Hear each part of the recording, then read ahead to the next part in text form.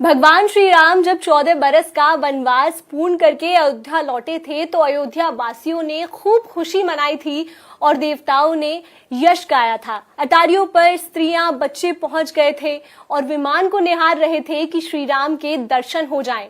वही माहौल इस वक्त अयोध्या के अंदर है और देश भर में भी है। सभी बेहद व्याकुल हैं, इंतजार नहीं कर पा रहे हैं 22 जनवरी का। नमस्कार, मैं हूं श्रुतिका आप सभी के साथ और आप देख रहे हैं इंडिया टीवी। आज हम बात करेंगे उस संघर्ष की जो इस पड़ाव पर पहुंचने के दौरान रहा है। पथ प्रदर्शक के तौर पर साधु संत हमारे साथ रहे ताकि श्री राम के दर्शन हम कर पाएं।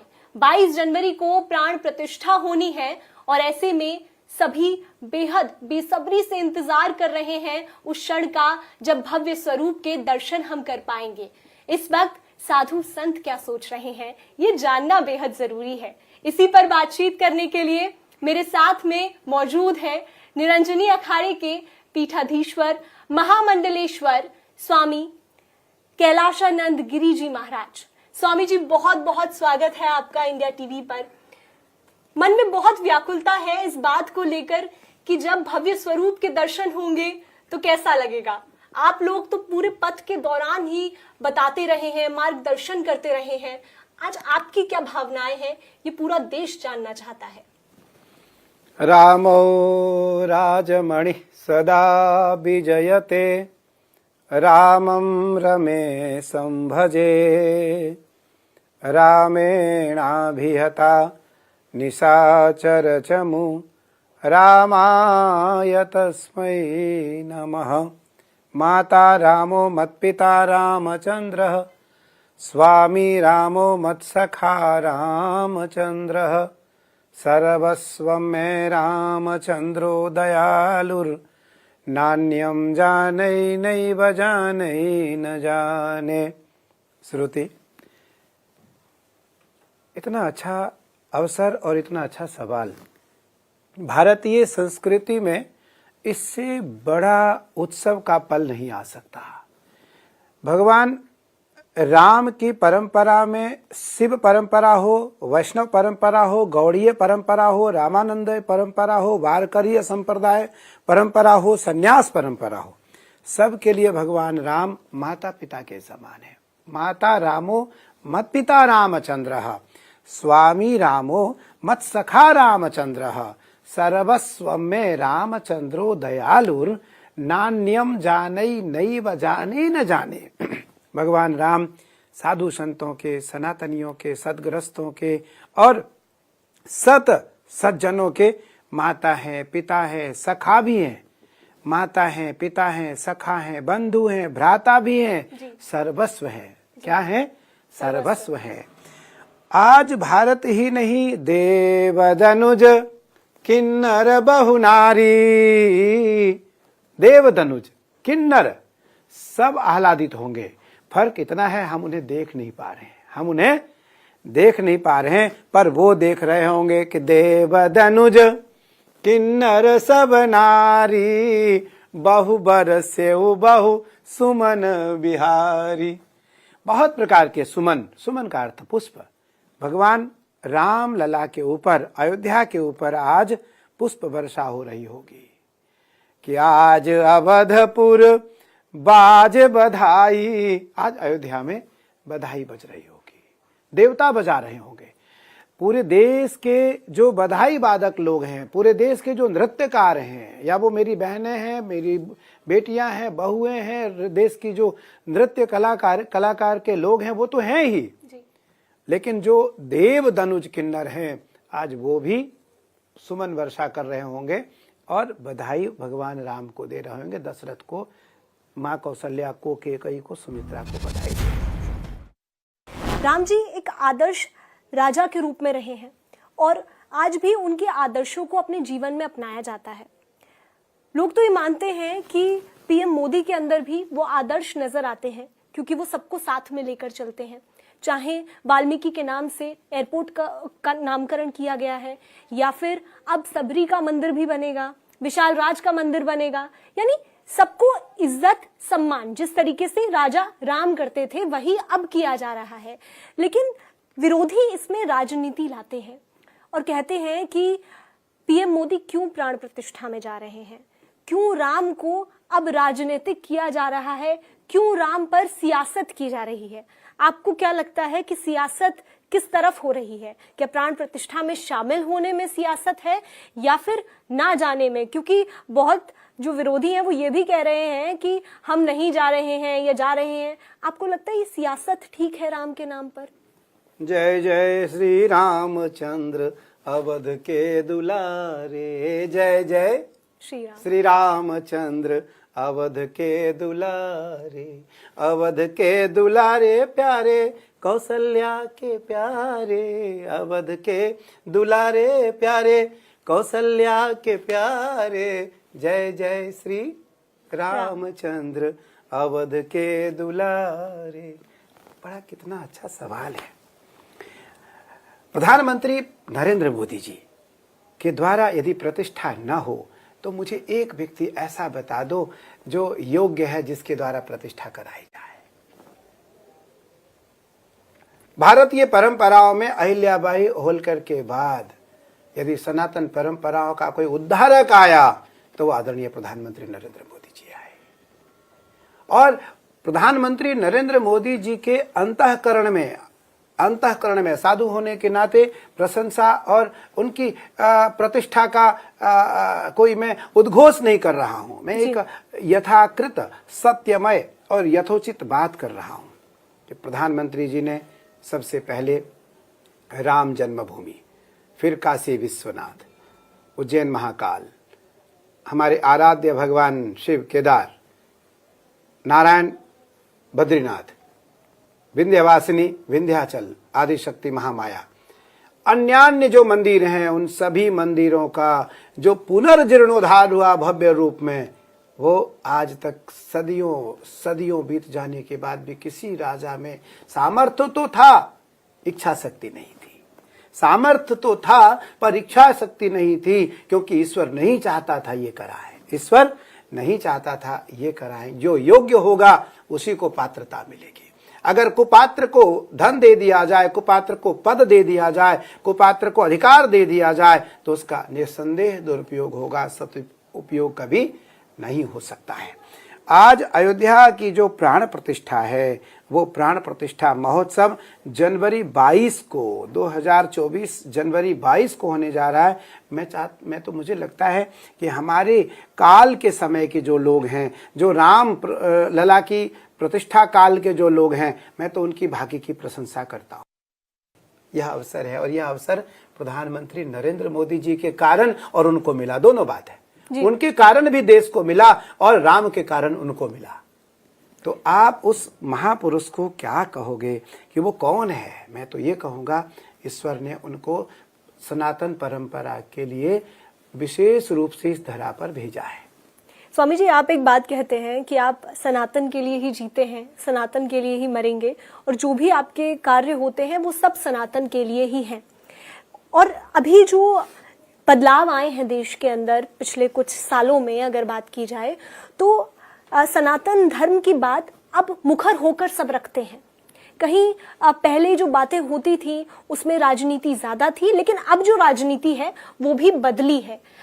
आपको लगता है, क्योंकि विरोधी इस बात को बार बार उठाते भी हैं, उनका ये कहना है कि हम हिंदू राष्ट्र की तरफ जा रहे हैं और ये गलत हो रहा है क्योंकि इस देश के अंदर बाकी और भी समुदाय रहते हैं, हम केवल हिंदू राष्ट्र की तरफ नहीं जा सकते। आप इसको कैसे देखते हैं?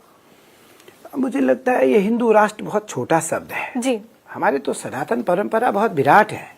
सनातन परंपरा बहुत विराट है और ये आदि अंत है। आदि अंत मध्य अवसाना, गोस्वामी जी ने लिखा। इसका ना कोई आदि है, ना कोई अंत है, ना कोई मध्य है। सनातन ने कभी जाति को नहीं बांटा।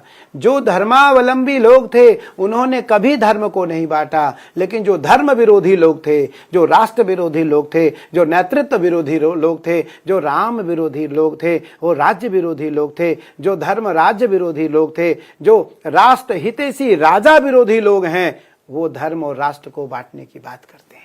जी स्वामी जी, अयोध्या तो सजा दी गई है, काशी तैयार है, मथुरा पर भी विचार है। अब जिस तरीके से अयोध्या में तो राम जन्मभूमि का पहला फेज है जो कि तैयार हो जाएगा और उसके बाद में 2024 के अंत तक सेकंड फेज में पूरा राम मंदिर बनकर तैयार हो जाएगा। लेकिन जब बात आती है काशी की, काशी में काशी विश्वनाथ कॉरिडोर तो बन गया, लेकिन आप भी पहले भी ये कहते रहे हैं और जो भक्त हैं वो ये कहते हैं कि अभी तो बहुत कुछ अधूरा है। और जिस तरीके से सर्वे भी हुआ उसमें सामने भी आई हैं, कुछ तथ्य सामने आए हैं, उन पर विचार चल रहा है और यही जो बात है वो मथुरा को लेकर भी हो रही है और इस पे लीगल लड़ाई तो चल रही है। लेकिन आपको लगता है कि जिस पथ पर हम चल रहे हैं सही जा रहे हैं या जो डायरेक्शन हमें मिली हुई है वो सही है? मुझे लगता है कि अयोध्या तो सज रही है। अयोध्या का जो उत्सव है वो अत्यंत भव्य और दिव्यता पूर्वक अयोध्या का उत्सव चारों ओर से सुसज्जित हो रहा है। काशी की तैयारी चल रही है, काशी की तैयारी चल रही है। मथुरा बाकी है, मथुरा बाकी है और वो बाकी अब देर नहीं है। देखो काशी तो हमारा है जी। अभी काशी में जो नंदी है, नंदी प्रमा नंदीश्वर प्रमथनाथ महेश्वराय मंदार पुष्प बहु पुष्प सुचन सर्जिताय। भगवान शिव के सन्मुख नंदी होते हैं, सन्मुख नंदी होते हैं। तो पता है सबको, इनको भी पता है। मैं किसी का नाम नहीं लूंगा, किसी वर्ग विशेष का नहीं लूंगा। मैं ये जरूर कह रहा हूं कि उनको पता है कि ज्ञान वापी के अंदर भगवान शिव बैठे हैं, ज्ञान वापी के अंदर भगवान शिव बैठे हैं। नंदी बता रहे हैं कि वहां है महादेव, नंदी बता रहे हैं महादेव कहाँ है कि सन्मुख हो ही जीव मोहि जब ही जन्म कोटि अघना सहित वही। नंदीश्वर बता रहे हैं कि हे सनातनियों, तुम्हारा आराध्य वहां बैठा है, तुम्हारा आराध्य वहां बैठा है। इनको भी पता है कि अंदर शिव है। मथुरा में भी इनको पता है कि वहां हमारा कुछ नहीं है, हमारा कुछ नहीं है। फर्क इतना था, जो बलात् इनके जो क्रूर राजा देश में आए, उन क्रूर राजाओं के कारण हमारे धर्म के ऊपर अत्याचार हुआ, हमारे मठों के ऊपर अत्याचार हुआ, हमारी परंपराओं के ऊपर अत्याचार हुआ, हमारी नैतिक मौलिक सिद्धांतों पर अत्याचार हुआ, हमारी बहु बेटियों पर अत्याचार हुआ, हमारी जो संस्कृति है, हमारा जो संस्कार है, हमारी जो वैदिक परंपरा है, हमारी जो सत्य सनातन परंपरा है, उस पर भी अत्याचार हुआ। हमारे मंदिरों की शिखर को तोड़ करके गुम्बज की आकृति दे दी गई, हमारे मंदिरों को तोड़ करके वहां गुम्बज बना दिया गया।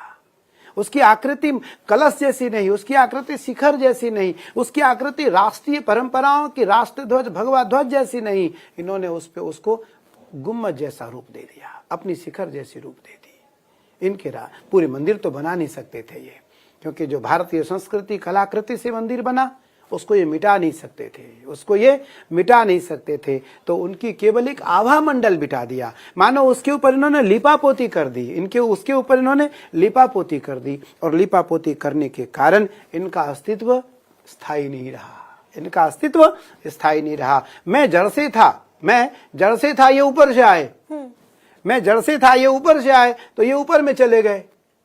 मैं जड़ से था, मुझे कोई समाप्त नहीं कर सकता, लेकिन मेरी जड़ कमजोर न हो, हमारा जड़ कभी कमजोर ना हो। इसके लिए बेटी रोटी चोटी राम राष्ट्र और रोटी, इन 6 की रक्षा करनी है। शिक्षा दीक्षा और भिक्षा, इन 9 की रक्षा करनी है। इसी तरीके से जो भक्त हैं वो ये भी कहते हैं कि जब जब अयोध्या जाते रहे तो त्रिपाल के नीचे राम जी को देखकर बहुत मन आहत होता था। बारिश हो रही है, हम तो अपने घरों में आ जाते हैं, बारिश हो रही है छुप गए। राम के पास घर नहीं था, श्री राम के पास घर ही नहीं था। और साथ ही जब ठंड पड़ रही है वो खुले में है, गर्मी है तब भी वो खुले में है।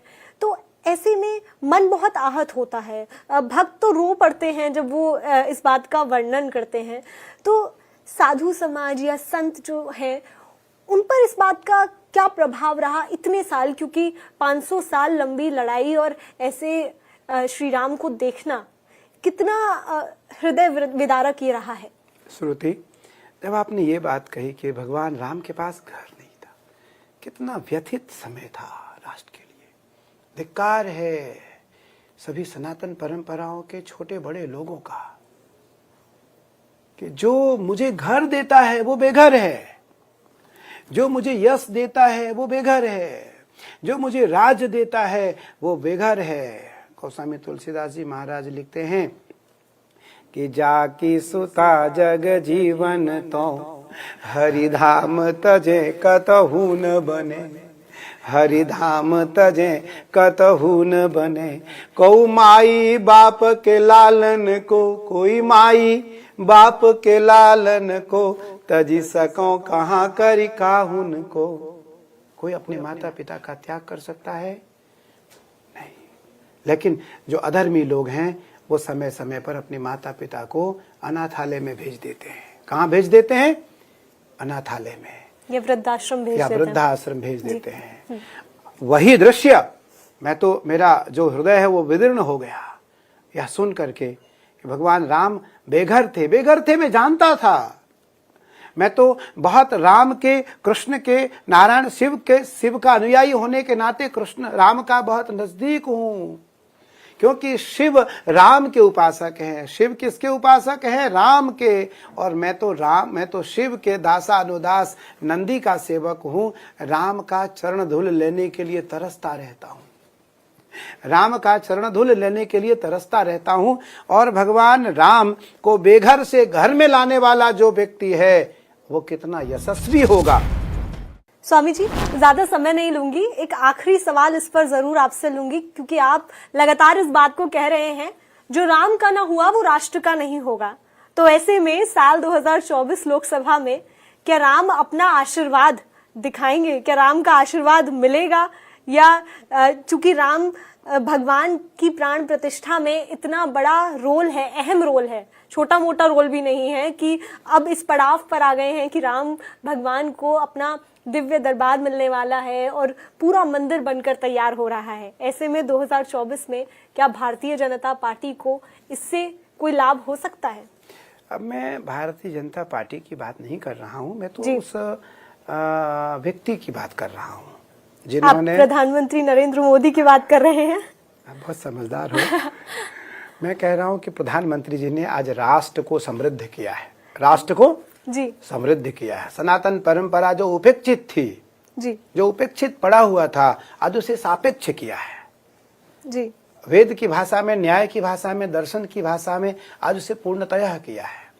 मुझे लगता है कि राम ने इसीलिए उनको याद किया है, आप आओ, अभी बहुत काम बाकी है, बहुत काम बाकी है, बहुत काम अभी बचा पड़ा है। मेरे करोड़ों अनुयायी हैं, मुझे लगता है मेरी दुनिया में 10 करोड़ के आसपास मेरे अनुयायी हैं जो मेरे अपने हैं। मैंने एक व्यक्ति से आज तक कभी नहीं सुना कि प्रधानमंत्री जी खराब हैं, प्रधानमंत्री अच्छे नहीं हैं। क्यों? हमने किसी को पढ़ाया तो नहीं, हमने किसी को सिखाया नहीं, हमने किसी को बताया नहीं, हमने किसी को समझाया नहीं, हमने किसी को बाध्य नहीं किया कि आप प्रधानमंत्री जी की प्रशंसा करो। इसलिए कौन ऐसा व्यक्ति होगा जो राष्ट्र प्रेमी नहीं होगा, जो मातृ प्रेमी नहीं होगा, जो पितृ प्रेमी नहीं होगा, जो राम प्रेमी नहीं होगा, और जो राष्ट्र का निर्माण चाहता है, जो राष्ट्र का उद्धार चाहता है, जो राष्ट्र का कल्याण चाहता है, जो राष्ट्र का उत्थान चाहता है। संसार के लोग उसका पतन कैसे चाहेंगे? जी, संसार के लोग, सनातनी लोग, सदग्रस्त लोग, सज्जन लोग, साधु लोग, सन्यासी लोग, सदग्रस्ती लोग राम को, राष्ट्र को, कृष्ण को, शिव को, परंपराओं को, गंगा को, सनातन को, संस्कृति को, संस्कार को, वेद को, परंपराओं की नीति को मानने वाले जो लोग हैं, वो उस व्यक्ति का पतन कैसे होने देंगे? तो इसलिए यह सत्य सिद्ध हो रहा है, पता है सबको कि राम सीधे कृपा कर रहे हैं। राम का अर्थ साधु सीधे कृपा कर रहे हैं। साधु और राम का बड़ा संबंध रहता है जी। तो प्रधानमंत्री जी भी साधु ही है, साधु ही है वो। प्रधानमंत्री जी भी साधु ही हैं, प्रधानमंत्री जी भी साधक ही हैं। उस कारण भगवान राम जितने छूटे हुए कार्य हैं सब प्रधानमंत्री जी से कराना चाहते हैं, और इसलिए कराना चाहते हैं कि देश के सभी साधु संत का जो आशीष है वो प्रधानमंत्री जी के ऊपर साक्षात है, सीधा है। तो देखिए, साक्षात पूरा आशीर्वाद राम भगवान का है, जो राम को आगे बढ़ाते हैं, राम को मानते हैं, राम को पूज्यनीय स्तर पर रखते हैं, वो राष्ट्र के हो जाते हैं। यही बात आज स्वामी कैलाशानंद जी भी कर रहे हैं। 22 जनवरी का सभी को इंतजार है, इंतजार हो भी नहीं पा रहा है।